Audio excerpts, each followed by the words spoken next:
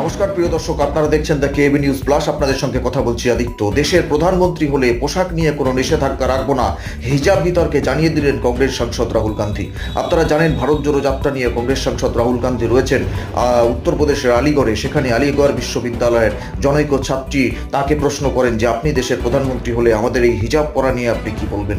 তখন তিনি বলেন যে সরকারের কাজ নয় কে কি খাবে কে কি পরবে সেটা দেখা, সুতরাং আমি যদি দেশের প্রধানমন্ত্রী হতে পারি পোশাক পরিচ্ছদে কোনো নিষেধাজ্ঞা জারি করব না।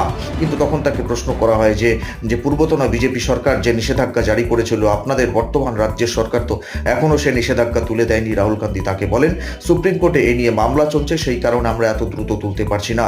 কিন্তু কংগ্রেস যদি ভারতে কোনোদিন ক্ষমতায় আসতে পারে তাহলে নিশ্চিতভাবে এই নিষেধাজ্ঞা তুলে দেওয়া হবে। আপনাদের কাছে এই সংবাদ দিলাম। এই ধরনের আরো গুরুত্বপূর্ণ খবর পেতে নজর রাখুন আমাদের চ্যানেল দ্য কেবি নিউজ প্লাসের পর্দায়। সাবস্ক্রাইব করুন, শেয়ার করুন আমাদের এই প্রতিবেদনটি। ধন্যবাদ।